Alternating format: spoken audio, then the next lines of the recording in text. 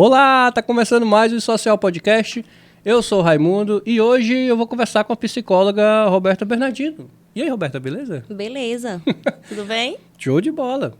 Hoje a gente vai ter um papo sobre psicologia. É psicologia que chama? É psicólogo? Como é? É isso, né? A área é psicologia, né? E a profissão é psicóloga. Então vamos falar sobre psicologia. Isso, vamos lá. E assim, eu não sou muito bom nesse assunto, por isso eu trouxe a Roberta, né? Obviamente. Eu não sou nada bom nesse assunto. Eu queria saber, Roberta, assim, deixa eu primeiro fazer aquele jabazinho básico, pedir para você se inscrever no canal, deixar o like se você gostar do papo e seguir a gente lá nas redes sociais também, tá? No Social Podcast, lá no Instagram. Dito isso, me lembra depois dos recadinhos, viu? Antes de encerrar. E vamos aqui o papo, a parte que interessa. Vamos nós. A parte interessante, que é a conversa. Tá tudo bem? Você tá bem? Tá legal? Tá tudo tranquilo, tudo bem. Tudo bem?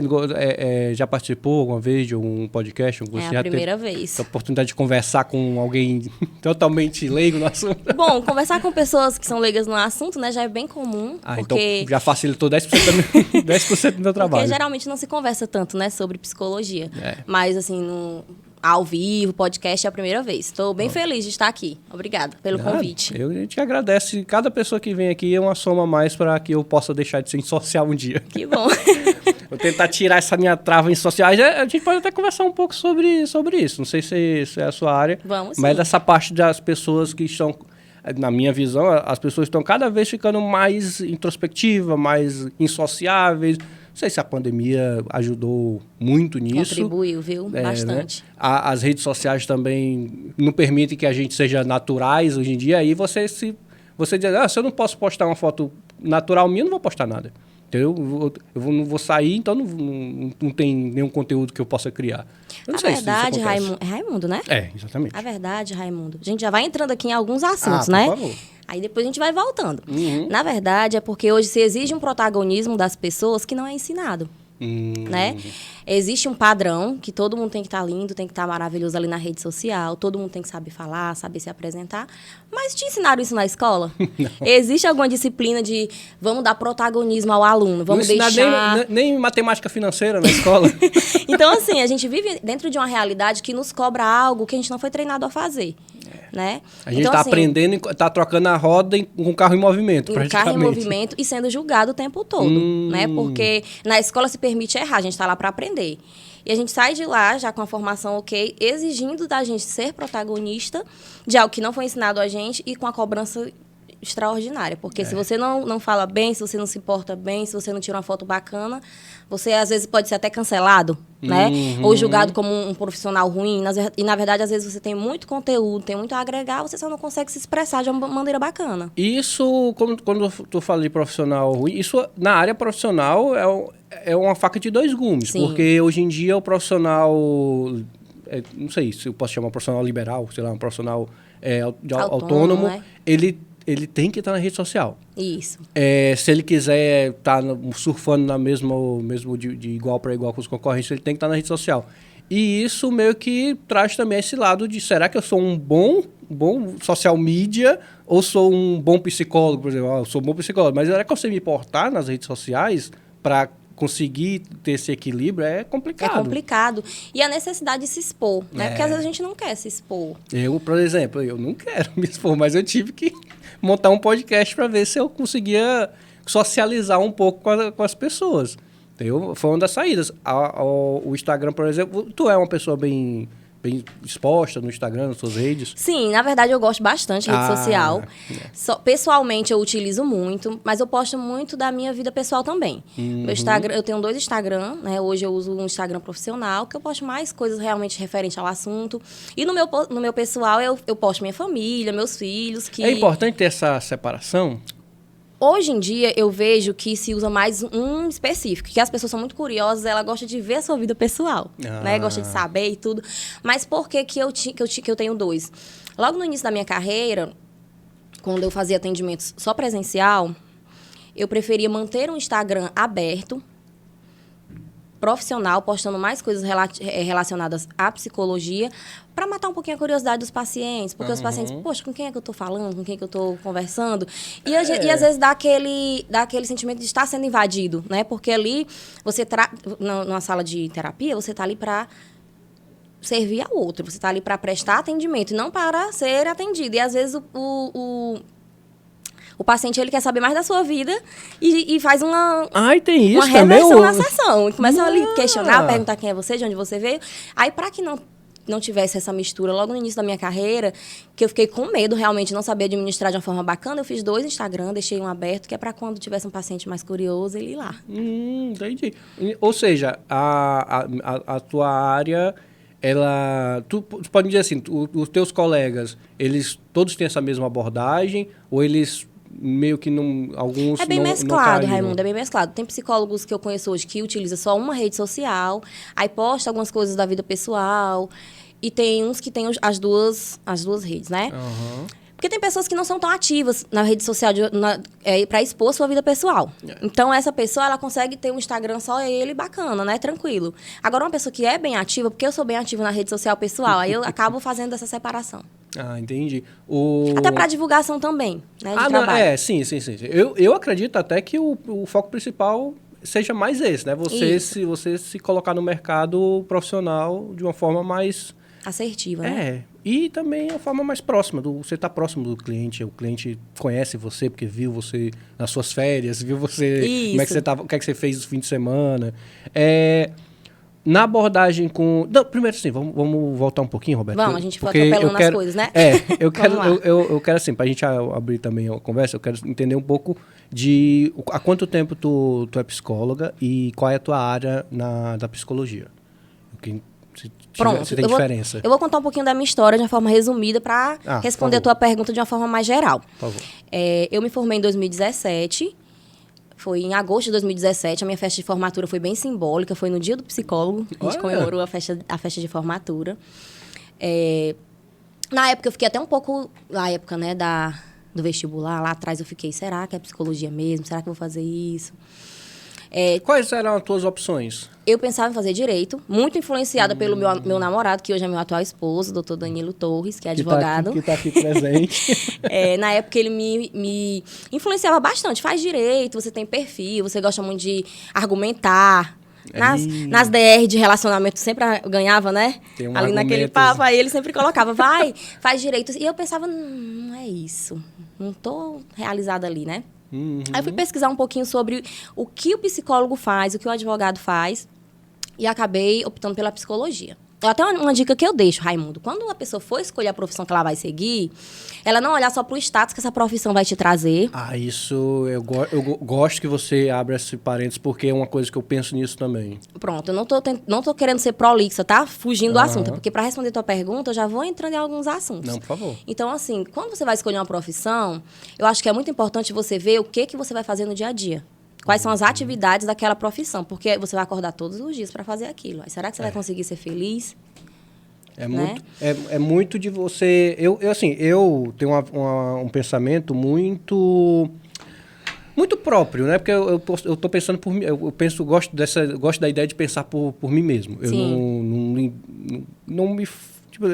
Eu não faço força para pensar pelos outros. Sim. Mas, eu tenho esse pensamento da faculdade, do curso, e ele não é tão...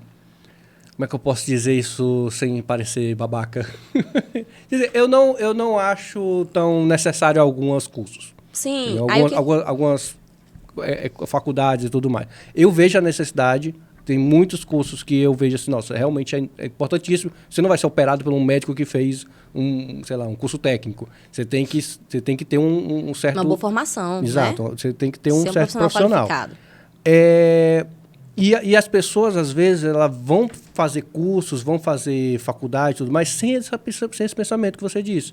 Isso. De saber o que é que eu vou fazer. O que eu vou fazer. O status de médico é muito bom. Eu ganho muito dinheiro sendo isso. Mas você vai ter que fazer isso. Se liga muito na questão do status, né? A doutora. O advogado. E no salário, na condição que aquela profissão pode te trazer. Mas para você ser um bom advogado, uma boa psicóloga, um bom confeiteiro, um bom radialista, um bom...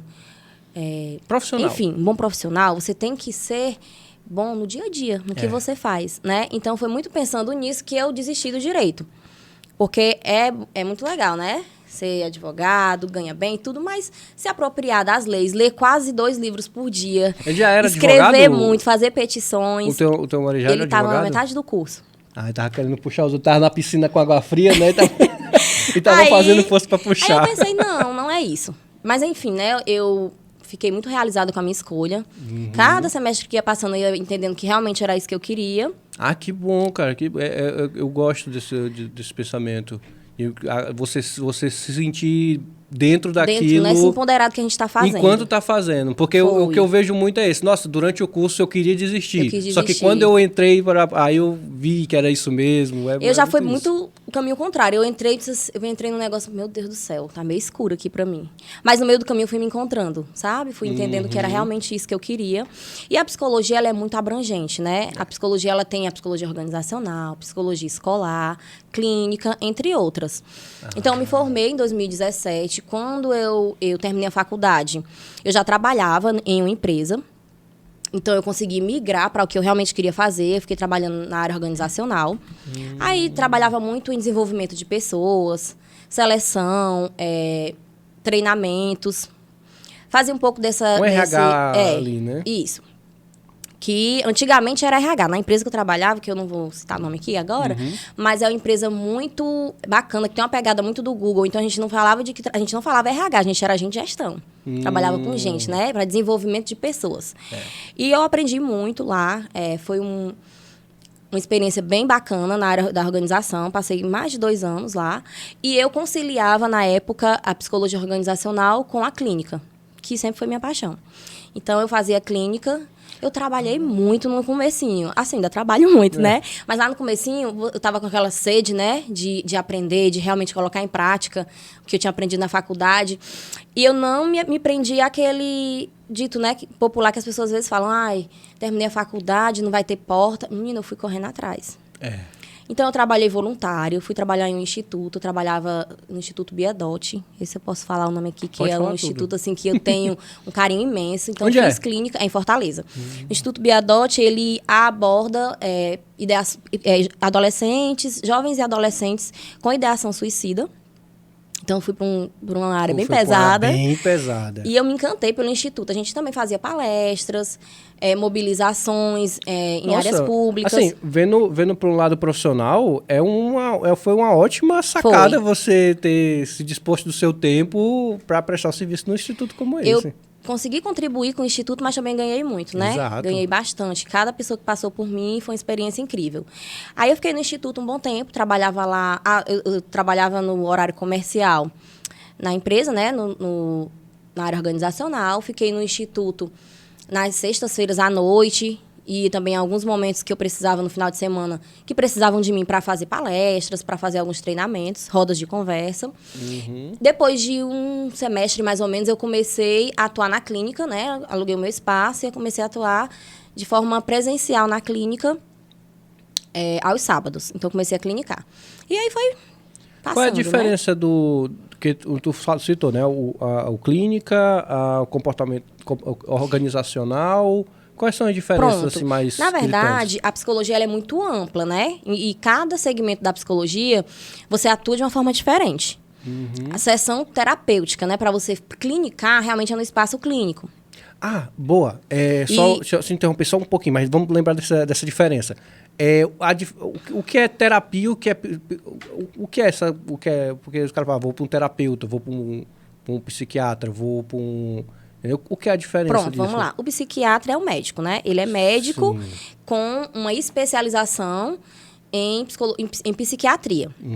Então, ele é um médico. Aí, uma forma bem simples da gente conseguir diferenciar. O médico, ele trabalha com medicamento, tratamento medicamentoso, né?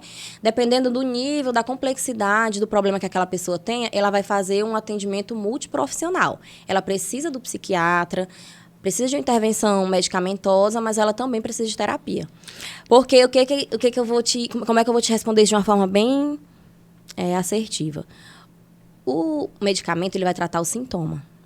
Né? Você está com uma dor de cabeça, você vai tomar um comprimido para passar a dor. Mas é a causa. A dor, a cabeça continua com Vai probleminha. Quando passar o efeito do analgésico, a dor vai voltar. Isso. E a gente precisa saber por quê. Então, é da mesma forma. O tratamento psiquiátrico, ele vai tratar ali dos teus sintomas, ele vai conseguir diminuir os anseios naquele momento, mas a causa está lá. Entendi. E para tratar essa causa, a gente precisa de sessões de terapia. Muita conversa, muito diálogo e disposição de quem está ali em realmente se dispor a evoluir, né? Porque o terapeuta ele não faz milagre, não. Você precisa estar disposto a evoluir. Então, o psicólogo, ele é o terapeuta? É. Ah, então é a mesma coisa? Sim. Ah, então, essa é a minha dúvida, porque sempre falava, vai num psicólogo, procura um terapeuta, procura um terapeuta. Aí eu ficava, o que é o psicólogo ou o terapeuta? Porque assim, o psiquiatra já tinha me explicado assim também, psiquiatra é coisa de remédio, entendeu? Então, remédio é psiquiatra. Mas assim, deixa eu só deixar mais claro um pouquinho, né? Por favor. Porque eu tenho até um ditado, eu até postei nas minhas redes sociais, bem recente isso. É terapêutico, mas não é terapia, vamos lá. Né? Porque às vezes você tá com alguns problemas, você tá com crise de ansiedade, você tá com algum trauma e começa a fazer algumas atividades que são hobbies, que te alivia, que são muito bons, é saudável, e você coloca, a minha terapia. Ir pra academia é minha terapia. Cara, ir pra academia te ajuda. Ir pra academia é terapêutico, mas não é terapia. Eu ia fazer a piada então, a gente vem trabalhando muito isso. Do terapia cheia de louça. Mas eu achei que não ia caber, mas tudo bem. Desculpa. Mas entendeu aí? Ficou um pouquinho mais claro, né? Entendi. Então, existem ações terapêuticas, mas existe a terapia. Isso. Entendeu? Que realmente precisa de um profissional com uma formação, qualificado para tratar aquilo com você. Pronto. E as pessoas às vezes desabafam, né? É bom você ter uma rede de apoio, você ter um ouvido ali para lhe ouvir, mas não é uma escuta qualificada dependendo do nível de complexidade do problema que você vem enfrentando. Eu quero saber o que é que um psicólogo analisa numa pessoa assim, mas já. Primeiro vamos voltar para a pergunta, né? Vamos voltar para quais são as diferenças. Pronto, o psicólogo organizacional, ele vai muito para a área de gestão de pessoas dentro de uma empresa, por exemplo. Fazer uma seleção, uma entrevista por competência, entender se faz sentido colocar aquele candidato naquela vaga. Ele faz com que o clima, né, organizacional flua de uma forma mais saudável. Então, ele cuida da saúde, mas não fazendo terapia. A gente não faz terapia dentro dessa Isso caixinha ali de... aplicado à empresa ou a algum outro mercado? É mais empresa, mas né? assim, empresa é qualquer instituição que tenha profissionais trabalhando e você também pode fazer isso, prestar consultoria. Né? Tem algumas empresas que não têm um RH, ele presta consultoria com psicólogos. Tem algumas empresas que contratam psicólogos só para fazer seleção ou só para fazer algum tipo de treinamento, entendeu?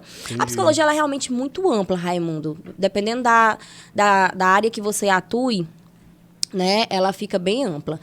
Aí eu vou te contar um pouquinho das experiências que eu tenho. Vai ter algumas áreas, talvez, que eu ainda não tenha tido alguma experiência, mas na organização foi bem legal. Na clínica, eu estou até hoje, gosto demais. Vou falar mais detalhado para você da psicologia clínica e o porquê de eu ter chegado aqui, né? Vou voltar aqui um pouquinho. Então, fiquei na organização e na clínica, porque no comecinho a clínica não me sustentava. Na verdade, eu investi, né? Alugando espaço, fazendo cursos, e sai muito caro. Isso é um bom assunto.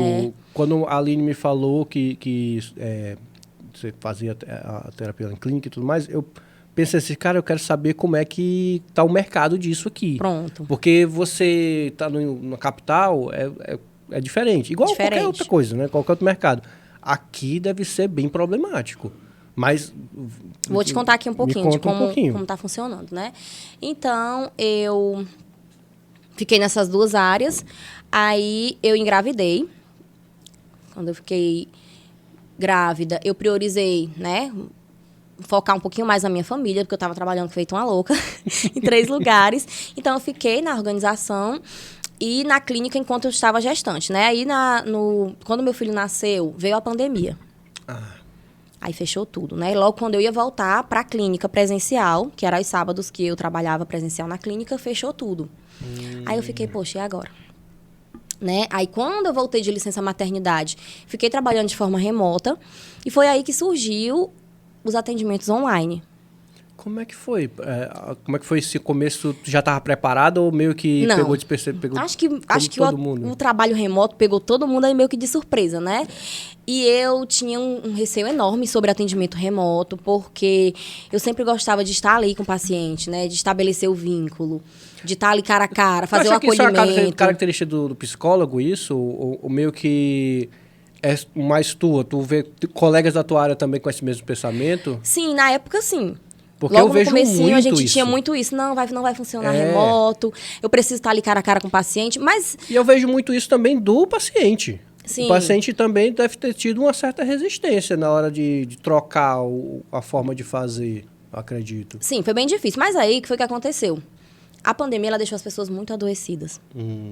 Né? Emocionalmente, as pessoas ficaram muito sensíveis. Nós éramos cheios de incertezas, né? Nós, que eu digo, todas as pessoas. Nós não sabíamos se íamos adoecer, se íamos sobreviver, se ainda íamos ter uma vida normal algum dia. Né? Então, assim, não tinha muita opção. Ou a gente começava a fazer os atendimentos remoto, ou a gente não ia trabalhar e as pessoas estavam precisando. Como é que a gente ia fazer isso? Aumentou muito a demanda? Aumentou muito a demanda. Eu, inicialmente, fiquei fazendo atendimentos remotos com pacientes que eu já tinha vínculo estabelecido. Então, o receio era só de começar. Eu acho que tudo que é novo assusta. Né? Quando você entra numa sala escura, que você não sabe onde estão os móveis, você tem medo de tropeçar. E principalmente porque lá, nesse período, as pessoas tinham que conversar contigo, se abrir em locais meio esquisitos, Meio esquisitos. Aí eu adaptei um local, né? Para manter todo o princípio ético da psicologia, que era um local onde os pacientes pudessem ser acolhidos de forma sigilosa. Então, era um espaço na minha casa, mas que não tinha interrupção de ninguém, sempre com conversas sem monitoramento algum, para realmente manter o sigilo. Eu tive esse cuidado, passei todas essas informações para os pacientes de maneira breve, né? E começamos. E foi mais fácil do que eu imaginava, Raimundo, inicialmente, porque os pacientes que eu comecei a atender, eu já tinha um vínculo estabelecido. Então, eram pessoas que já me conheciam e estavam com muita sede de voltar ao processo terapêutico. Então, essa barreira já tinha sido rompida. Aí, com o tempo, né, como você falou, a gente foi trocando o pneu do carro com o carro em movimento. Eu fui adaptando algumas coisas, então, fui mudando a forma de fazer o acolhimento inicial. Tudo de forma online, né? Mas as pessoas começaram a entender que não era um bicho de 7 cabeças, né? Aí elas foram se sentindo realmente acolhidas e foi dando certo. Quando foi passando o tempo, eu fui entendendo que era até melhor para mim. Porque eu conseguia ter uma flexibilidade maior. Os pacientes conseguiam também, porque às vezes eles poderiam ser atendidos não em horário comercial. Então, a flexibilidade de horário, de agenda, começou a fluir bacana. Né? Eu acredito que talvez tenha sido um maior trunfo esse atendimento, porque a gente sabe assim, né, das pessoas falarem que na educação, todo mundo pensava, não, na educação vai continuar EAD, vai ter algumas matérias EAD, e a gente já conversou e já viu que não funciona tão bem quanto em outras áreas. Mas áreas como a psicologia, como atendimento ao cliente em geral, ela continua funcionando, não é? Ela meio que faz jus. A gente fazer de um limão uma limonada, né, Raimundo? Então, o amigo meu, ele tá fazendo... Tava fazendo aula de inglês online também. Nesse mesmo... Abria a hora, conversar com a professora e depois ia continuar a vida dele. Com o tempinho, eu fui começando a estudar um pouco mais sobre como fazer, como ia funcionar, né? Tô até desenvolvendo alguns projetos que em breve vai estar aí disponível. Mas hoje eu já tenho pacientes de outros estados, então eu consegui abrir uma agenda onde não nacional. Tinha uma limitação, né? É uma agenda nacional agora. De território. Hoje eu atendo pacientes de outros estados. E me deu flexibilidade para pensar, poxa, eu posso clinicar em qualquer lugar, não preciso ficar presa a uma cidade, né? Aí, com a maternidade, né? Voltando um pouquinho para a minha história. Com a maternidade, eu quis priorizar também um pouco a minha família. E vi que não era só trabalho, né? Eu tive que dar uma freada, fui abrindo mão de alguns projetos. Na verdade, abrindo mão não, fui dando um tempo, colocando eles ali em uma gaveta, né? Aí surgiu a oportunidade de fazer uma seleção pública para vir para Baturité, eu fiz, passei e vim para cá. Porque Baturité, aqui é a minha cidade natal, minha família é daqui, a família do meu esposo também é daqui, e eu teria uma rede de apoio. Então, eu pensei, preciso voltar para minha cidade para ter uma rede de apoio. Isso tudo tu estava em Fortaleza? Isso, tudo eu morava em Fortaleza. Fui para lá, trabalhei, me formei, fiquei trabalhando lá. para chegar aqui de novo, né? Para falar um pouquinho do mercado aqui de Baturité. Uhum. Então, eu... Aí tu tá trabalhando aonde aqui no Baturité? Pronto, eu fiz a seleção pública e passei, aí hoje eu trabalho no NAP, que é o Núcleo de Atendimento Pedagógico Especializado. Que já é uma outra área da psicologia. Eu já ia falar, tem uma coisa a ver? Pronto. Não, né? Aí lá no NAP, eu faço atendimento, só que atendimento de crianças com necessidades especiais, com comprometimentos cognitivos, né? Que é na parte de desenvolvimento educacional, criança que tem dificuldade de aprendizagem. Aí vem crianças com espectro autista, entre outras... TDAH, entre outras limitações. Foi outro desafio para mim também, né?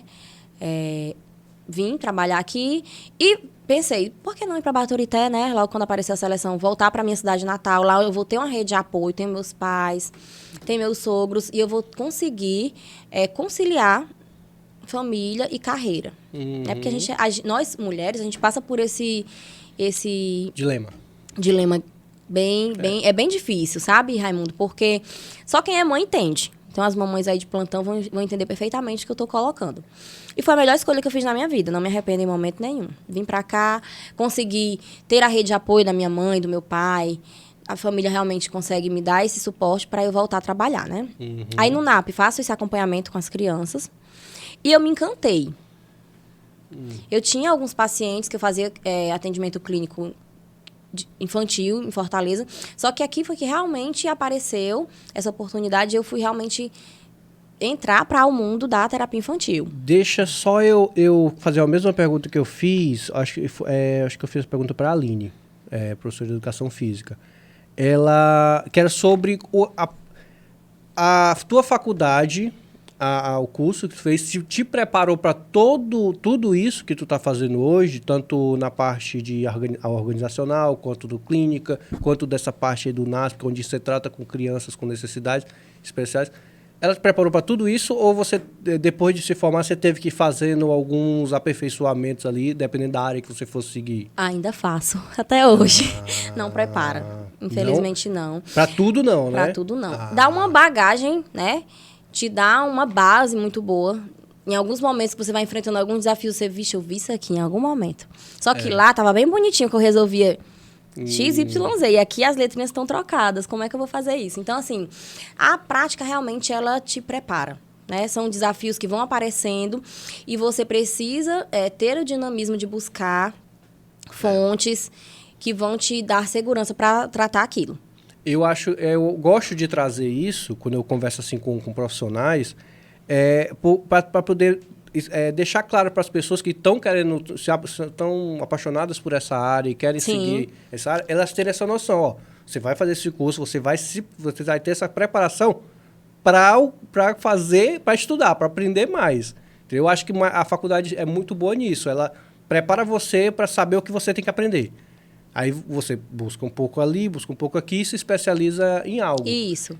E é bom que as pessoas entendam que você não se torna um profissional da área logo saindo do curso. Não, você vai procurar uma área específica, você vai... Ou então, numa mais generalista, você vai se especializar e você vai ser bom naquilo. Não vai ser tão fácil assim. Não é tão fácil. E são... anos, né? Eu acho assim, o tempo, né? A experiência que você vai adquirindo é o que vai te moldando, né? Para você conseguir enfrentar alguns desafios. Então, quando eu cheguei no NAP, tava remoto. Aí eu pensei, vixe, agora aqui eu encontrei um problema, né? Como foi que a gente fez? Inicialmente, a gente prestava um suporte às famílias, né? Você falou da Aline. A Aline foi uma das pessoas que conseguiu ajudar a gente do NAP, prestando esse suporte às famílias, porque não tem como fazer terapia online com criança. Eu ainda não consegui esta proeza.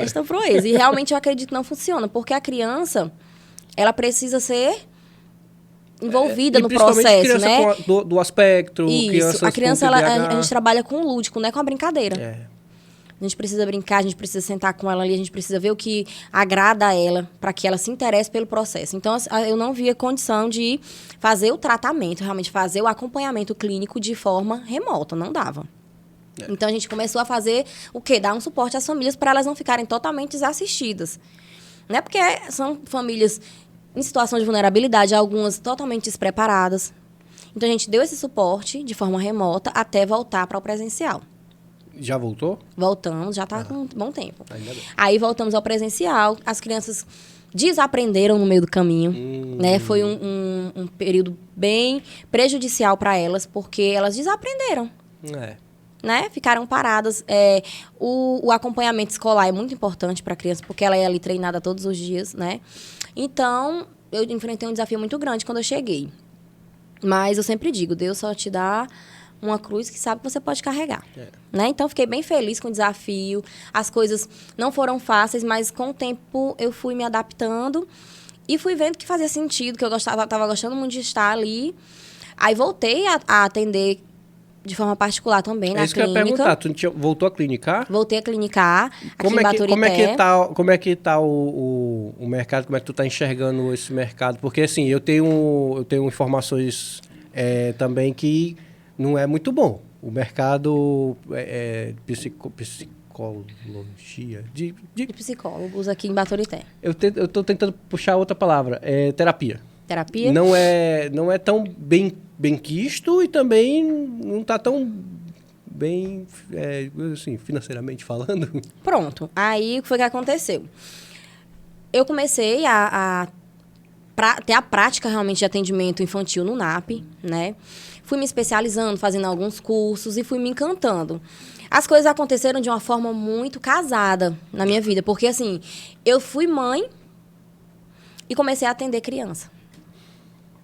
Né? A ver com a experiênciazinha também. Aí, o que acontece? Às vezes você fala assim, mas será que é porque antes... Por que não antes? Eu acredito que tudo tem propósito, né? Tudo não são coincidências, são propósitos. Eu comecei a atender criança. Eu tinha um filho também na época da pandemia dentro de casa. Eu fui ali vendo o desenvolvimento dele, a parte comportamental, e fui me encantando cada vez mais por essa área. Aí eu voltei ao atendimento presencial, já com essa bagagem, né? Na clínica. Uma bagagem de atender criança. E o mercado, por incrível que pareça, para a criança, ele não é ruim. Por que, Raimundo, que não é ruim? Você tem problemas, você não quer investir na sua saúde mental, mas você paga para o seu filho. No filho vai. Então, assim, você não quer gastar e, às vezes, você não quer nem descobrir o que você tem. Você é adulto, tem essa consciência, mas o seu filho você não vai abrir mão. E muitas vezes você vai tentar descobrir até coisa que o seu filho não tem. Isso. Né? O filho ele é só uma criança normal, mas você fica com receio ali. Não faça... Então, o mercado infantil, o mercado para terapia infantil, ele não é tão ruim. Na verdade, eu tenho fila de espera. Se eu tivesse mais tempo, eu conseguiria atender ainda mais. Então, é um mercado aqui que tá aquecido. A demanda é bem grande para crianças. A maioria é presencial, ou totalmente presencial? Totalmente. Eu não atendo criança de forma remota, porque eu não acho assertivo, né? Não sei se existe alguma resolução que proíba. Na verdade, eu não tenho essa informação aqui agora, mas eu prefiro atender de forma presencial porque é muito mais assertivo. Né? Então, qual é o público? Crianças que têm alguma necessidade especial, mas também crianças que não têm, crianças que estão passando por algum trauma. Às vezes, fases do desenvolvimento, né? Fases mais difíceis. Aí vem os adolescentes, que tem gente que, eu tenho pavor de adolescente. Eu adoro adolescente. Por quê? Porque eles são entusiasmados, eles têm sede de viver. Eles não estão muito quebradinhos, não, os adolescentes de hoje em dia? Alguns, sim. Com celular, Sabe qual é o grande problema de atender criança? Sabe aquela piada da mãe que entra com a filha com cabelo colorido no psicólogo, o psicólogo já está imaginando rios de dinheiro, porque é uma pessoa muito, muito problemática? Na verdade, o problema de atender... Para mim, e conversando também com alguns profissionais da área, o problema que eu encontro em atender criança e adolescente... Na maioria das vezes, não é a criança nem o adolescente, são as famílias. Né? Porque, às vezes, a mãe... meu filho isso, meu filho aquilo, tá cheio de problema. Mas aí, quando você vai fazer toda aquela anamnese inicial, que vai conversar com o pai, com a mãe, você vê que a criança só precisa ser assistida pela família, né? É uma criança normal. Ela precisa de atenção, ela precisa de amor, ela precisa de limite, né? E, às vezes, a família ela não está disposta. Mas ela não está disposta a fazer o trabalho dela, mas ela paga a terapia para o menino para ver se a gente resolve, se a gente faz milagre ali. Que às vezes não funciona. Eu falei aqui com a secretária de Educação aqui de Baturité, eu falei com isso, sobre a educação aqui, é muito isso. Os pais, eles colocam no professor... Uma responsabilidade enorme. A responsabilidade de educar. E, assim, na minha concepção, a educação você traz de casa, você traz da família, a sua educação é da família. Na escola você vai aprender, sei lá, matemática, geografia, coisas comportamentais até. Isso. Mas a educação, ela vem de casa, na sua grande maioria. Tudo bem, existem crianças que não têm uma família, não têm uma... Tudo bem, são exemplos, são uma fração pequena. Mas a educação também sofre muito isso. E agora você está me falando que a psicologia... O psicólogo também encontra esse desafio, né? A gente encontra esse desafio... Eu tô com esse pigarro aqui na garganta, tá me atrapalhando demais. Eu tô bebendo água constantemente. Aí, assim, Raimundo, existe, tanto na educação, acho que em todas as áreas que a criança vai circular, né? Que a gente não pode tratar de uma forma isolada, né? Nós somos pessoas sociais. Então, a criança que tem problema em casa, ela tem problema na escola, ela tem problema na pracinha, ela tem problema quando ela vai no médico, é a mesma criança. Quanto dessa parcela dessas crianças, o problema está no indivíduo e não no meio? Na forma como ela é preparada. Na forma como está sendo conduzido o processo educacional dela. Mas é mais um problema do indivíduo ou do meio dele? Do meio. Imagina. A maioria das vezes é do meio. Mas aí, como você disse, ela fica quebradinha, né? Aí começa a ser a ser do indivíduo o problema. Isso, começa a ser do indivíduo. Isso que eu queria, isso que eu gosto de conversar para saber sobre esse problema do psicólogo. O psicólogo, ele, com certeza, ele tem muito... Como é que eu posso dizer? Ele tem que ter uma habilidade muito grande de leitura da história. A gente tem que ter uma escuta qualificada. Né? Eu acredito que não é você olhar e fazer várias colocações. A gente tem que realmente ir para aquele processo terapêutico com a suspensão de a priori. O que é isso? Você coloca ali debaixo do sofá, coloca dentro da sua bolsa todos os seus valores, todas as suas crenças. Você tem que ir para ali de uma forma muito neutra para ouvir de uma forma muito qualificada o que aquela pessoa está te trazendo. Sem colocar os seus valores, porque às vezes, se você for colocar o seu valor, você vai pensar, poxa, tá sofrendo por besteira. Isso que isso aqui é bobagem, mas se o paciente trouxe para você, uma dor dele, é importante. Se está fazendo com que ele sofra, é importante e a gente tem que tratar aquilo de uma forma muito respeitosa. Né? Tanto para a criança como para o adulto. Olhar do outro sem usar de exemplo, né? Realmente... Sem se colocar como ponto de referência, né? É um problema muito grande. Se tu vê como é que os profissionais estão tratando isso, isso é um problema no meio, que realmente eu não sei nada, eu tenho essa dúvida. Se isso é um problema no meio dos psiquiatras, dos psicólogos, né? Dos psicólogos, essa parte do fulano trata o cliente desse jeito e funciona. Fulano já ouvi falar desse método e funciona ou não funciona. Existe muito essa conversa? Vamos lá. Essa suspensão de a priori, né? A gente aprende isso na faculdade. Então, isso aí é base para o profissional da psicologia. A gente realmente tem que ir neutro para aquela escuta, senão você não faz terapia. Senão você acaba sendo antiético e um profissional muito meia boca, sendo bem franca contigo. O que temos hoje no mercado, né? E a psicologia também dá um livre-arbítrio para o profissional escolher a abordagem. Que aí é um outro questionamento que a gente pode passar até um dia aqui falando só de abordagem. Você tem mas de uma forma resumida. Outro. Você tem que ter princípios éticos e princípios que para qualquer abordagem é necessária. Que é uma suspensão de a priori, que é fazer uma escuta qualificada, que é o sigilo, o acolhimento. Agora, dependendo da abordagem que você trabalhe, você faz isso da sua maneira. É a forma como você, indivíduo, se entende, né? Se conhece e vai se colocar para o outro. Então, você se preparou. Por exemplo, o psicanalista, né, que usa a técnica lá do divã, muitas vezes, que o paciente sempre vai ouvir muito. É também um braço da psicologia? Na verdade, sim. É uma abordagem da psicologia. É uma abordagem. O psicanalista, ele trabalha dentro daquela abordagem, que ele escuta bastante. Enfim, cada terapeuta tem a sua abordagem. A minha abordagem de base, né, que foi a que eu escolhi inicialmente, a psicologia analítica, que é a análise, você vai conversando, a psicologia que é a abordagem que vem de Jung, né? Mas eu acho que isso é bem mais específico, talvez não faça sentido a gente conversar tanto sobre isso. Eu quero só explicar um pouquinho de como funcionam essas abordagens. Aí tem a abordagem comportamental, entre outras. Mas, na minha percepção, o que é que o bom profissional faz? Ele conhece a teoria, conhece a abordagem, mas na prática dele, ele vai fazer o que funciona para aquele paciente. Porque cada paciente ele tem que ser visto de uma forma muito única, muito individual. Né? A gente não consegue... Nós não temos receita pronta para tratar nenhum caso. Cada pessoa vai ter sua particularidade, vai ter seu contexto, vai ter a sua história de vida. A gente tem que trabalhar de uma forma muito neutra aquela pessoa. É meio... Assim, eu acho meio... Eu não sou da área, né? Eu acho muito maluco você... conversar com... Isso que você está falando, de você conversar com a pessoa de maneira bem neutra e não usar suas referências. Entendeu? É por isso que você tem que estar preparado, né?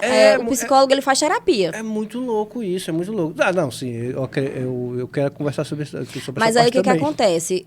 Se você for com seus pré-julgamentos, você não vai conseguir ajudar aquele indivíduo. Porque você vai se colocar como ponto de referência, aí você cai para um bate-papo e não para um processo clínico. Para aquela conversa de calçada mesmo, de mulher, se eu fosse tu, fazia assim. Eu não tô ali para colocar o que eu faria. Vira um conselho. Isso, eu não tô ali para colocar o que eu faria naquela situação, e sim para te ajudar a encontrar o teu caminho. As escolhas são do paciente. Existe... Né? Ele que tem que saber o que vai fazer. A gente só vai ajudar ele a encontrar o caminho. Existe muito isso, vamos lá. Deixa eu tentar colocar aqui em palavras mais malucas que eu consigo pensar aqui. Não esperem muita coisa. Quando você começa uma terapia com um paciente e ele traz certas questões e aí você analisa aquelas questões, aquele todo ali que ele está trazendo, E se de repente a visão do paciente não for a visão, digamos assim, correta da situação, como é que o psicólogo ele consegue manusear? Porque assim, o paciente ele traz a versão dele, né? Muito dificilmente ele vai trazer versões de terceiros também, ou traz. Pronto, né? Vamos conversar um pouquinho sobre isso. Por favor. A gente trabalha com o que o paciente traz. A verdade do paciente é absoluta. Eu não tô lá para julgar ele se ele tá falando a verdade ou se ele tá mentindo. Mas... Por quê? Deixa eu te dizer. Deixa eu te explicar. É muito maluco, mas dá para entender. Peraí. Sim. Às vezes, ele tá ali por uma situação. Ele busca o acompanhamento psicológico por uma situação que aconteceu. E no processo, ele entende que não era aquilo. Que o que fez aquela situação acontecer é um histórico do passado, é um trauma que ele tem. Aí, a partir daquela situação resolvida, ele abre os horizontes, ele começa a entender que faz sentido trabalhar outras questões, entendeu? Então, assim, a gente nunca trabalha uma questão... A gente vai trabalhar o que o paciente nos traz. E, a partir daquilo, a gente vai abrindo portas para alguns outros problemas que vem acontecendo. Tem pessoas que fazem terapia por anos, entendeu? E tem pessoas que não estão dispostas, né, a entrar em alguns contextos, a enfrentar algumas dores, e ela trabalha aquela questão específica, ela resolveu aquilo, ela vai desistir da terapia. Entendi. Assim, eu quero aproveitar esse episódio aqui contigo para tentar, né, desmistificar um pouco o que acontece numa sessão de terapia. Se você puder me ajudar com isso, eu agradeço. É muito relativo. Vai depender demais. É como eu estou te falando, né? Cada pessoa com cada pessoa vai ser conduzido de uma maneira diferente. Sim, mas assim, o básico, né? Por exemplo, eu vou fazer uma sessão contigo. Primeiro, é permitido? Eu posso, depois que a gente teve esse programa aqui, Nós não temos vínculo afetivo. Explica isso, por favor. Para você ter uma sessão, é importante que você não tenha vínculo afetivo nem familiar. Por mais que você conheça a pessoa, não tem problema. Agora, se você é amigo da pessoa, Né? Então, é muito difícil o profissional fazer uma suspensão de a priori com alguém que ela tenha sentimentos envolvidos. Mas isso é proibido pelo órgão ou é uma... É um princípio ético, né? É um né? princípio ético. Entendi, Como é que eu vou fazer uma suspensão de a priori de alguém que eu tenho um sentimento? Mas assim, você também pode pensar, beleza, eu sou familiar. psicólogo e eu quero... E minha irmã quer uma ajuda. Eu posso? Não de forma clínica. Então, mas assim... Mas também vai da minha irmã achar que, cara, beleza, eu posso aqui fazer, mas não vai ter serventia nenhuma. Para o paciente, eles talvez se sintam até mais à vontade. Eu vou fazer com ela porque ela já me conhece. Mas você, enquanto profissional, não vai se sentir à vontade. Entendi. Porque você não vai conseguir ir para ali de uma forma neutra. Não tem essa possibilidade, porque existe um sentimento, existe um vínculo estabelecido com aquela pessoa. E se você for fazer isso, se a pessoa for sua amiga e ela aceitar, você já vai logo se tocando. Então não tem vínculo afetivo nenhum. Você não é meu amigo, porque você aceitou me consultar, se eu sou traíra. Ela é muito antiético, ela não é sua amiga. Então quer dizer a dica. Pois é, se você está se consultando com sua amiga, então cuidado. Aí assim... Sim, aí eu vou me consultar. Aí eu chego na tua clínica, sei lá, do básico, né? Geralmente... Eu marco um horário... Muito pouco provável que você vai conseguir entrar no assunto que você quer, o que você precisa na primeira sessão. Porque você não vai estar à vontade ainda. Você não vai ter conseguido estabelecer o vínculo necessário com o seu terapeuta. É isso que eu quero entender. Então, assim, o primeiro momento, você não sabe de nada, você está totalmente no escuro para uma sessão de terapia. Nunca foi. Então, quando chegar lá, você vai precisar saber o ambiente que você está, né? Você vai conversar, a gente busca deixar o paciente... A gente que eu falo, os terapeutas, né? Nós buscamos deixar o paciente muito à vontade. Vamos tentando conversar sobre assuntos aleatórios para que ele consiga realmente se apropriar daquele espaço, até que ele consiga falar das suas dores, das suas aflições para você. Agora, imagina, Raimundo, você está em um espaço onde você pode falar de todas as suas vulnerabilidades, de todas as suas dores, das suas amarguras, sem ser julgado. Como se você estivesse se olhando no espelho, você está falando para você mesmo. É muito agradável. Se as pessoas bem soubessem, todo mundo fazia terapia. Porque todo mundo tem algo a evoluir. Mas isso deve zoar com a cabeça do terapeuta, do psicólogo, um pouquinho, não? É por isso que eu digo, nós precisamos estar preparados para aquilo, né? Você não faz terapia com qualquer pessoa. Mas é muito massa mesmo você ter esse momento. Você conseguir estar ali para evoluir enquanto pessoa. Né? Porque às vezes você fala, não, eu converso com um amigo, eu converso com fulano, eu converso com cicrano, mas as pessoas não fazem a escuta qualificada e vão dar opinião e se colocar como ponto de referência e falar o que você tem que fazer, usando a sua régua, né? Assim, quando eu falo que isso deve zoar com a cabeça do psicólogo, existe também o psicólogo do psicólogo. Sim. Né? O psicólogo ele tem que ter sessões. Quantas sessões mais ou menos tu faz regularmente, assim, pessoal, para eu entender Olha, não é obrigado. Tá? A gente faz porque a gente busca ter saúde mental, né? Mas, e assim, tem alguns momentos que você tá de boa, você, não, tô tranquila. Não, assim, não você agora, mas quantos clientes você atende, mais ou menos, assim, por dia, por semana? Por semana é bem difícil de dizer, assim... Mas tem uns 5? 20, umas 20 pessoas por semana. Nossa. Por dia, vai variar, né? 4, 5 pessoas. É assim. Vai dependendo da disponibilidade que você tem. Porque uma sessão de terapia, ela vai durar entre 30 a 50 minutos. E tu tem essa troca esse switchzinho, ó, saiu o paciente X, tem um tempinho assim que tu relaxa, agora deixa entrar o outro. Existe tem que trocar. Isso. Atualmente eu não faço tanta... Esqueci a palavra específica agora. Meditação? Não é nem meditação. Estudos de caso, a gente faz muitos estudos de caso. Então, a gente sempre tem alguns outros profissionais da área da psicologia, outros psicólogos, às vezes que são referência para você, né? Eu buscava fazer sempre essa troca com profissionais que eram referências para mim. Da minha abordagem, alguns professores antigos, para conseguir realmente falar, discutir alguns casos. Né? Até que você realmente consiga se apropriar, porque é como eu estou te falando, é um trabalho muito minucioso que você precisa de muita formação e muita prática para conseguir desenvolver de uma forma bacana. Mas, assim, o que a gente busca fazer? Eu, particularmente, quando eu saio do meu trabalho, eu desligo. Eu não levo meus pacientes para minha casa. eu tento não trazer o problema deles para minha vida pessoal, porque seria muito adoecedor. Isso foi fácil para ti no começo ou demorou um tempo para tu conseguir? Não demorou muito. Eu tinha esse time de pensar. Eu sempre tive essa consciência de se eu for me envolver emocionalmente aqui com esse caso, ficar pensando, eu vou adoecer. Então, eu preciso desligar. E assim, isso é uma linha muito estreita, porque quando eu falo isso, você pode pensar, vixe, que terapeuta fria. Não se sensibiliza, mas não. Na verdade, eu olho isso e enxergo, nossa, que profissional. Naquele momento que eu tô ali, eu tenho a empatia, eu me coloco no lugar do outro, mas quando ele sai da minha sala, ele vai seguir a vida dele e eu vou seguir a minha. Né? Entendo. Às vezes é até constrangedor, porque você vai encontrar o seu paciente no supermercado, você vai encontrar o seu paciente no restaurante. E aí? Qual é a conduta? O que a gente faz, né? Porque aquela pessoa estava ali na sua sala, ela falou de coisas que ela não falou com ninguém. Exato. Então, quando ela te vê em um ambiente que ela está socializando, às vezes, com pessoas que ela trouxe para aquela sala de terapia, ela vai se sentir despida aos seus olhos. Qual é a minha conduta? Eu fico na minha. Se eu fico na minha, assim, olho para ele. Se eu ver que ele tirou a vista, ele não está à vontade. Então, eu não vou cumprimentá-lo. Porque eu não vou deixar ele numa situação desconfortável. Agora, se ele vem até a mim, recebo de braços abertos, se quiser me abraçar, se quiser conversar ali, oi, tudo bom, doutora? Conversa, sem problemas. Mas eu sempre deixo que isso parta do paciente, não de mim, para que eu não constranja aquela pessoa. Agora, assim, deixa eu dar um toque para as pessoas, porque eu acho que talvez você não possa tocar nesse assunto.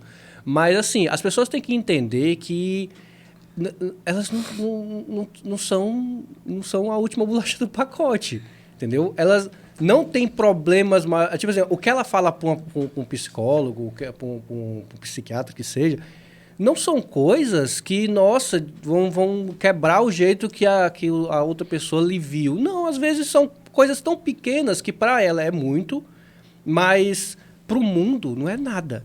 Sim. Entendeu? Ou seja, a dica leiga que eu dou para as pessoas é: parem de enxergar seus problemas como se fossem muito maiores do que eles são. Entendeu? Porque aí você gera esse constrangimento de você não poder olhar para o seu psicólogo porque, nossa, tô constrangido com a última sessão que eu tive com ele, eu não vou nem... Não, seu problema não é tão grave assim. Na verdade, a dica que eu dou é a seguinte: faça acompanhamento com pessoas que você confia. Né? Você precisa confiar no seu terapeuta, no seu psicólogo e ter a convicção que você não vai ser exposto. Então, fique tranquilo, se você vê ele em qualquer lugar, ele nunca vai citar e nunca vai lhe constranger. Nada que foi trabalhado em terapia. E como é que se constrói essa confiança? Dentro da sala terapêutica, é o vínculo estabelecido. Né? Como é que um psicólogo, como é que um analista ele constrói essa confiança? Existe muito desse trato profissional nas redes sociais? Tu acha que isso conta Na verdade, também? Na rede social a gente trabalha muito pouco isso, né? Porque a rede social ela é um lugar de exposição. Então, o que a gente faz? A gente vai trabalhar demandas, a gente vai falar sobre autoconhecimento, sobre empoderamento, a gente vai falar sobre assuntos específicos ali na rede social. Mas o problema específico do paciente, a gente trabalha ali dentro da sala e a gente não vai expor ele em lugar nenhum. Eu digo assim, porque... E existe, só para finalizar, para ficar bem claro esse ponto. No primeiro trato com o paciente, né, no primeiro contato, é importante você passar para ele todo o protocolo de como funciona. Então, existe um contrato. Aqui é o nosso contratozinho aqui, vamos lá. O que eu posso fazer, o que você pode. Firma reconhecida. Tudo bonitinho, assinou, carimbou. Então, assim, o paciente tem um contrato em mãos que ele não vai ser exposto. Se ele for exposto, aquele profissional está muito ferrado. Eu digo isso porque, assim, essa parte das redes sociais, a influenciar um pouco nisso, porque muitas vezes você pode ver aquele profissional... ter vontade de fazer uma consulta, de ter um momento ali, mas acaba que você olha nas redes sociais dele e vê ele exemplificando algo. E você fica assim com medo Será que tá falando de mim?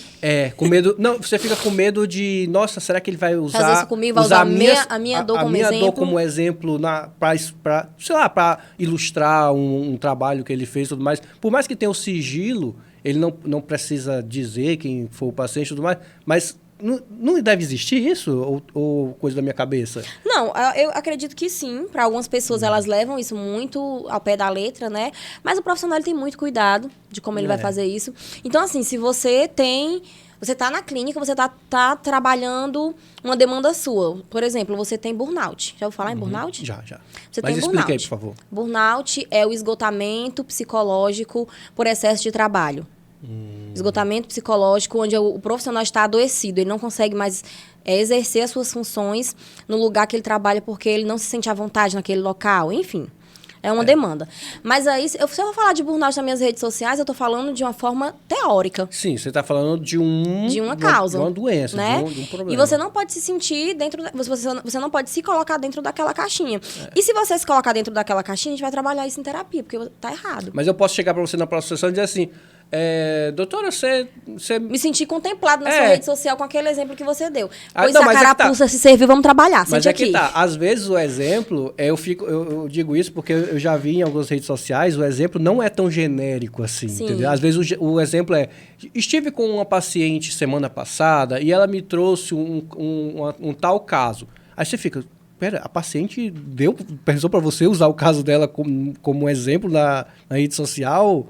É meio, para mim, parece um pouco esquisito e talvez isso aflinja uma parcela. Sim. De pacientes. Agora, eu acho que é importante você ter, como eu te disse, né, o vínculo estabelecido é a confiança, porque eu particularmente não faço isso. Eu acho desnecessário, sabe? Eu prefiro trabalhar temas específicos na minha rede social, eu falo, vamos falar sobre isso, falar sobre aquilo, mas sem expor. Eu acho muito desnecessário. E... se acontecer de o paciente se sentir incomodado, ele precisa ter abertura para falar para mim. Sim. Certo? Mas, voltando um pouco para essa questão da divulgação, né? Na terapia, pelo menos para mim até hoje, a rede social é muito ter um espaço para que o paciente vá lá me conhecer. Porque, às vezes, ele sente curiosidade. E, naquele momento da sessão dele, ele é o centro da atenção. Então, ele precisa estar ali falando dele. Eu estou ali para ouvir, para acolher, para colocar o problema dele ali na mesa e a gente tratar aquilo. Nunca eu sou o centro da atenção. Pelo menos não é importante que seja. A rede social serve mais para que ele tenha um local para me conhecer.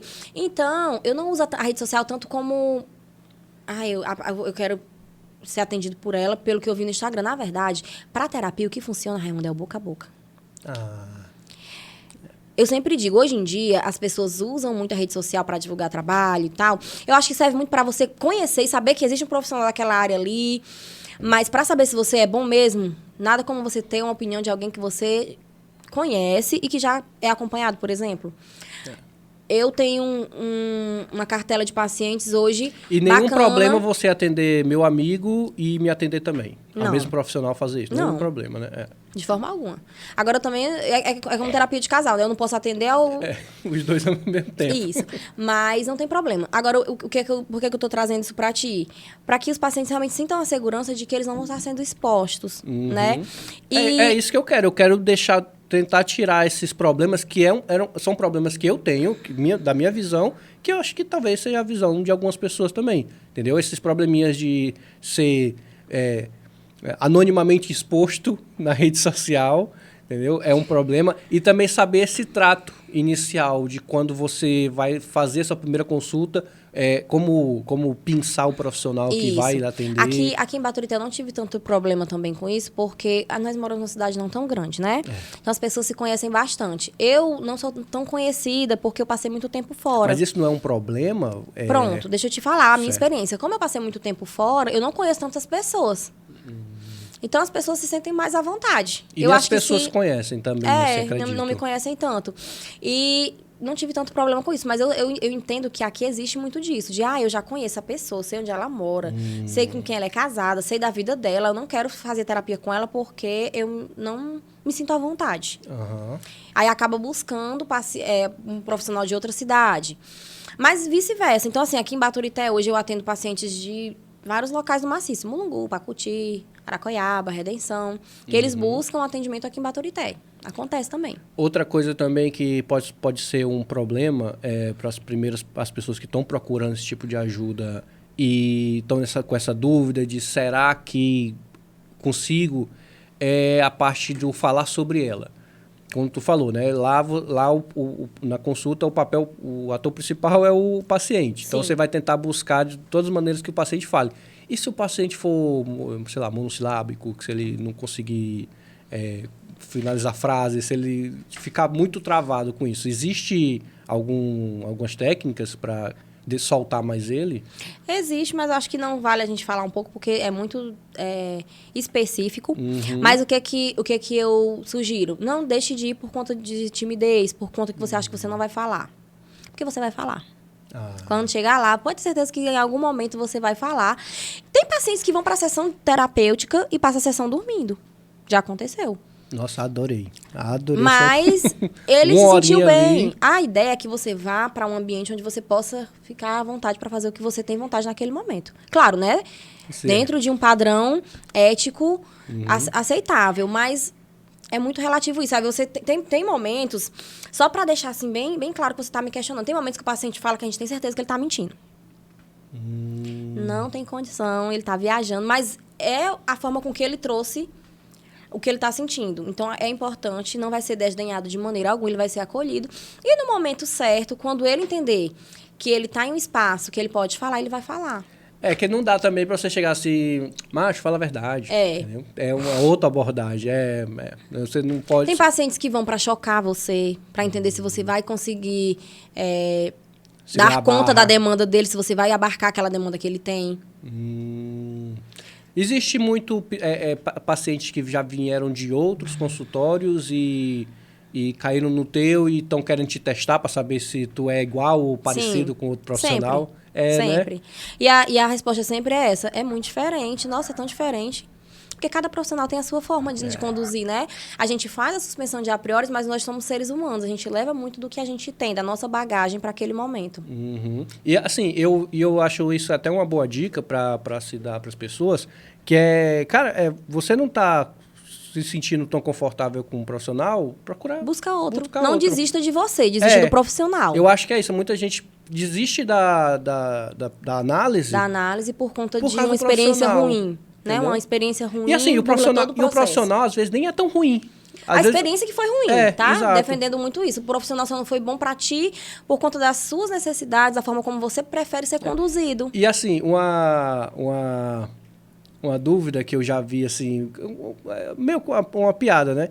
E foi em forma de piada que eu vi essa crítica, que é quando você troca de analista... Eu posso chamar de analista? Posso? Pode. Quando você troca de analista, é meio que seria muito bom se você tivesse tipo um material que você entregasse para esse novo, isso aqui é tudo que eu já tratei ali com o outro e agora não precisa de atualizar de tudo. Existe isso? Você tipo com chega no novo e você, eu atendia com o fulano e eu já conversei com ele sobre isso. Quando você vai atender, eu contando da minha experiência, como eu conduzo, né? Quando eu vou atender uma pessoa adulta, eu prefiro não. Eu prefiro conhecer a pessoa através da minha lente. Né? Eu prefiro que seja uma relação estabelecida paciente e terapeuta ali no meu consultório. Agora, quando eu vou atender uma criança, que ela já vem sendo acompanhada por outros profissionais, eu peço o relatório. Peço o relatório da escola, peço o relatório relatório do neuropediatra, da terapeuta ocupacional que acompanha, do psicólogo anterior que acompanhava, o que aquele psicólogo conseguiu trabalhar com aquela criança, porque a gente está falando de um outro contexto. Então, eu preciso de todo aquele material. Quanto mais material eu tenho, mais eu consigo me apropriar da demanda daquela criança para tentar ser assertiva. Né? Agora, quando eu estou falando de uma terapia com um adulto, eu prefiro conhecer o paciente através da minha lente. E se ele vier assim com... Peraí, deixa eu passar aqui o que eu já passei ali com o outro, tranquilo, né? Tranquilo. Ele tá me passando o que ele trouxe, né? Eu vou estar conhecendo ele através da minha lente, de toda forma. Não vai fazer muita diferença, não. Mas não é exigido assim... Não. Me traga aí um relatório. Ou então você fala com o outro médico, me passa um relatório aí do que já tratou com fulano. Não existe essa métrica. É bom saber, tirar essas dúvidas duvidosas aí. A verdade é porque ainda se tem, né, muito tabu sobre a psicologia. Sim. Né, Raimundo? Hoje em dia, muitas pessoas fazem acompanhamento psicológico, mas não falam que fazem. Tem vergonha, né, de ser acompanhado por um profissional. Às vezes ainda tem aquele preconceito, psicólogo é coisa de gente louco, de maluco, eu não vou fazer terapia. E, na verdade, não. Todas as pessoas que estão dispostas a evoluir enquanto pessoa, às vezes você só quer se apropriar de você mesmo, né, fazer um estudo sobre autoconhecimento, você só quer evoluir enquanto pessoa realmente, você pode fazer terapia, que isso vai te ajudar. Sempre você acha que você precisa estar no fundo do poço. Ah, sim. Né? Agora eu te pergunto, você só vai no médico quando tá morrendo? Né? Não faz sentido você esperar. Assim, às vezes as pessoas até vão, mas não é o indicado. Na saúde não tem lá atendimento primário, secundário, terciário. Né? Na área da nossa saúde mental, a gente negligencia muito, porque a gente espera acontecer uma catástrofe, e a gente espera ser paralisado, né? Porque a nossa saúde mental, ela é o que impulsiona as outras áreas da nossa vida. Mas a gente, às vezes, espera algo nos paralisar pra gente buscar ajuda. Porque a gente não faz uma boa leitura de nós mesmos, né? Eu fico pensando, Alberto, espera alguma coisa acontecer. Se removessem a área de emergência do hospital, como as pessoas iriam tratar da doença? Sim. As pessoas iriam deixar chegar uma emergência, esperariam que chegar o momento tão crítico da saúde dela para ser tratado numa emergência, ou as pessoas começariam a se utilizar da primeira saúde, do primeiro atendimento preventivo? Né? Muitas pessoas fazem isso, né? Muitas pessoas fazem check-up anualmente para ver lá como é que tá o coraçãozinho, vai lá no dentista, faz uma análise para ver como tá, mas vai negligenciando com a sua saúde mental. Por isso que o conselho que eu dou é você... Conselho fosse bom, ninguém dava, né? Vendia. Mas uma dica que eu dou... No seu caso, ainda é casada, se você der. Na verdade, a dica que eu dou é você conseguir se ouvir. Né? Escute os sinais que o seu corpo te traz. Será que é normal, sempre que eu vou falar, eu ficar com as minhas mãos suando? Será que é normal, sempre que eu vou me posicionar, eu ficar gaga? Será que... isso acontece muito comigo, viu? Será que é normal eu não dormir? Muito. Tá com 2 semanas que eu não durmo. É normal não dormir? Aí você vai fazendo algumas análises. Eu sempre fui assim. Eu sou assim ou eu estou assim? Né? Aí você vai fazendo essa leitura e vai entendendo a necessidade de buscar a ajuda de um profissional. Eu acho que é muito isso. Você convive tanto com um problema que o problema passa a ser você. Sim. E será que você consegue tirar isso? Você consegue resetar, voltar às configurações de fábrica de um ser humano quando você faz esse tipo de análise? Ou meio que você vai tentar conviver com isso de agora em diante? Essa parte, por exemplo, um dos exemplos que você deu... e a pessoa já internalizou isso, já é você, entendeu? Aí você meio que... Você consegue tirar isso nas consultas, no psicólogo, ou até mesmo no psiquiatra, e aquilo ainda continua, aquela pessoa ainda continua sendo você? Mesmo sem aquele probleminha, sem aquele charminho? Na verdade, isso aí, a gente fala muito da síndrome de Gabriela. Né? Que tinha até a música, eu nasci assim, eu cresci assim, vou morrer assim, eu sou Gabriela. E não é assim, isso não é você.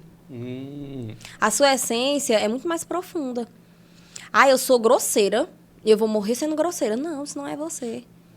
Isso aí é um costume, é uma prática que você aderiu no decorrer da sua vida. Agora, o que eu posso te dizer? Você só evolui, você só muda se você quiser. É uma escolha sua. O terapeuta pode fazer o esforço que for para fazer você evoluir, mas se você não quiser, você não evolui. É como num relacionamento. Num relacionamento, às vezes, as pessoas tendem a querer mudar o outro. Né? A gente falou muito sobre isso aqui no especial de Dia dos Namorados aqui. E tem a esperança de a pessoa evoluir por mim. Ele vai mudar por mim. Ele não vai mudar por você, querido. Ele só vai mudar se ele quiser. Por ele. E adivinha, ou vice-versa, né? Ele não quer. Não tá afim. Eu lembro que... desculpa. Falando um pouco desse contexto, né? Tem até uma música da Marília Mendonça, que eu acho incrível. Uma letra que ela coloca assim, eu me apaixonei pelo que eu inventei de você. Então, assim, as pessoas às vezes criam expectativas que são frustradas pelo que ela cria do outro, pelo que ela idealiza do outro. Né? E a gente tem que entender que as pessoas são aquilo ali até o momento que ela quiser ser. Eu posso ser muito mais do que o que eu sou hoje, mas eu preciso estar disposta a lutar por mim. Roberta, só para encerrar aqui o nosso papo, que tá porque a muito gente bom. Fala, né? Não. Eu falo demais. Eu acho que eu tenho que vir outra vez pra gente continuar, viu? Eu tenho que ir com uma consulta para você para ver se você fala um pouquinho. Porque eu não vou conseguir falar. Só para encerrar. Eu gostaria muito de deixar essa mensagem para as pessoas que estão pensando Estou pensando assim, estão percebendo que está um pouco diferente, está um pouco estranho a cabeça dela. Principalmente depois dessa pandemia, trouxe muita coisa à tona, muito pensamento obscuro. E não digo nem pensamentos, sei lá, suicidas, nem desse tipo não. Mas pensamentos que você não tinha antes. Estranhos. Coisas que são estranhas ao teu convívio, você né? questiona a sua vida amanhã. Sim. Entendeu? Você questiona, será que esse projeto dá certo? Mas porque veio a pandemia, veio o Covid, e você poderia não estar no final desse projeto. Existe muito disso na cultura pop, uns filmes que têm trilogia. E assim, eu sou muito consumidor disso, eu vejo alguns exemplos de pessoas que estão com doenças terminais e não vão conseguir assistir o final de uma série que ela gosta muito. Pode ser assim um básico, né? Sim. E alguns diretores, alguns produtores se solidarizam e entregam para essa pessoa em primeira mão algum primeiro corte ali do material e tudo mais. E a pandemia veio vamos lá, deixa eu dar uma exagerada, me desculpem, mas ela trouxe uma sentença de morte ali global. Porque você viu muita pessoa morrendo, Sim. Você viu muita pessoa adoecendo, e você ficou naquela linha de, nossa, eu vou ser uma dessas pessoas também, eu vou conseguir escapar, como é que vai ser esse futuro? Você não sabia, tá todo mundo maluco. E isso não fez nada bem para a cabeça de ninguém. Sim. E as pessoas, elas como você falou, né, aumentou a procura aumentou bastante depois da pandemia. E, assim, eu queria que as pessoas entendessem que você ir numa consulta, num psicólogo, não é para ser um tabu, não deveria ser problema, como é hoje. Onde foi que inventaram? Como foi que surgiu essa parte onde você não pode ir tratar um problema... um problema não, tratar, né, fazer uma análise, tratar a sua cabeça... Porque senão você é visto como maluco. Eu não sei onde foi que virou essa chave. É um contexto histórico, né? Vem lá do iniciozinho da construção da psicologia ainda, quando existiam os manicômios, quando existia os hospital psiquiátrico, que as pessoas ficavam internadas, enfim. Que existia lá o tabu da pessoa ser padrão, né? O padrãozinho lá da pessoa perfeitinha. E ela vinha quebrada. Então, eu acredito que vem desde esse contexto histórico. Mas o que é que eu coloco para a realidade de hoje, né? Às vezes as pessoas... muito adepto à rede social. Hoje em dia eu acho que quase todo mundo é adepto à rede social. Mas as pessoas não vivem a metade do que elas postam que dizem que vivem. E nem vivem o que elas consomem também. Amanhece o dia colocando aquela frase de efeito. Viva intensamente hoje como se não existisse o amanhã. Ou então vamos ser felizes agora. Mas será que ela está fazendo isso? Né? Então, o que eu digo? Não perca a beleza do extraordinário, do ordinário, na verdade. Porque a gente sempre fica esperando o extraordinário acontecer. Acontecer uma coisa incrível para você ser feliz. Então, consiga ser feliz no ordinário, na tua rotina, no teu cotidiano. Se você não é feliz, se você não está bem no teu dia a dia, ali na labuta de segunda a sexta, tá errado. Busque qualidade de vida. O meu emprego é totalmente insatisfatório. Eu não sou feliz fazendo isso aqui. Tenha força de lutar para algo que você queira fazer. Não consigo sozinho. Vou buscar uma ajuda de um terapeuta para me encorajar a fazer o que eu quero. Eu quero cantar. Por que eu não vou cantar se eu quero? Sempre quis. Então, o que eu digo? É buscar a beleza no dia a dia. E para isso, se você não consegue sozinho, busque a ajuda de um profissional. A minha família está toda desorganizada. Como é que eu vou resolver isso? Cara, é um problema seu de dentro da tua casa, mas se tu não tem ferramenta para fazer sozinho, busque ajuda terapêutica. É seu filho que precisa de terapia? Busque para ele. Não é meu filho, sou eu e meu marido. Vamos fazer vocês dois. Né? Então, assim, é você se permitir investir na sua qualidade de vida. Saúde mental é qualidade de vida. E força nos medíocres. Roberta, muito obrigado pelo papo. Foi muito bom mesmo. Consegui aqui tirar várias duvidinhas que eu tinha, vários pensamentozinhos que eu tinha sobre a psicologia. E deixa todas as redes aí pra gente, pro pessoal seguir. Eu que agradeço, tá? Acho bem bacana conversar sobre isso. Você vê que realmente é um assunto muito vasto, né? Se a gente quisesse passar mais 2 horas aqui falando sobre cada tema de abordagem, falando de como é no consultório, teria muito assunto. Eu gostaria de uma segunda vez que você viesse trazer exemplo de clientes que você... Pronto, já ia falar. A gente passou mais de 1 hora falando aqui, eu não trouxe um exemplo.